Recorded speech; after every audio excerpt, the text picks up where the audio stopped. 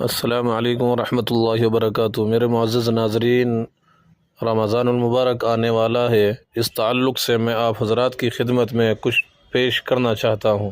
حضرات صحابہ کرام رضوان اللہ تعالی علیہم اجمعین اپنی زندگیوں کو کیسے گزارتے تھے، رمضان کے تعلق سے ان کے درمیان کیا ہلچل پیدا ہو جاتی تھی، اس کے تعلق سے کچھ باتیں عرض کرنا چاہتا ہوں۔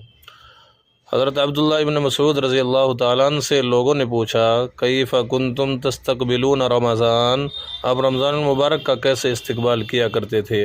آپ رضی اللہ تعالیٰ عنہ نے فرمایا، ما کان احدنا ان یجرؤ ان یستقبل الہلال وفی قلبہ مثقال ذرۃ حقد علی اخیہ المسلم، ہم میں سے کوئی شخص اس بات کی جرت نہیں کر پاتا تھا کہ رمضان المبارک کے چاند کا اس حال میں استقبال کرے کہ اس کے دل میں اپنے مسلمان بھائی کے متعلق ذرہ برابر بھی حسد ہو۔ حضرات صحابہ کرام رضوان اللہ تعالیٰ علیہم اجمعین رمضان آنے سے قبل ہی اپنے دلوں کو صاف کر لیا کرتے تھے، رشتوں کو جوڑ لیا کرتے تھے، صبح سے شام تک کے نظام کو بھی بدل لیا کرتے تھے، اور زندگی کا آخری رمضان سوچا کرتے تھے۔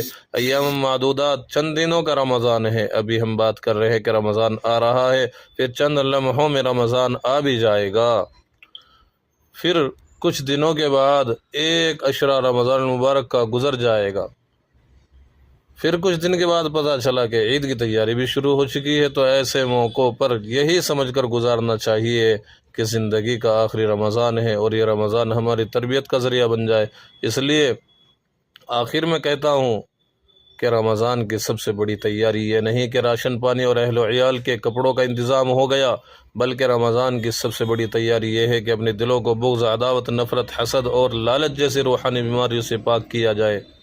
اب ہم سب کو اپنے اندر جھانک کر دیکھنا چاہیے کہ ہم سب نے رمضان المبارک کی کتنی تیاری کی ہے اور کتنی باقی ہے۔ اللہ تعالی ہم سب کو رمضان المبارک کی قدر کرنے کی توفیق عطا فرمائے، آمین یا رب العالمین۔ پھر ملتے ہیں ایک نئی ویڈیو کے ساتھ، تب تک کے لیے خدا حافظ۔ السلام علیکم ورحمۃ اللہ وبرکاتہ۔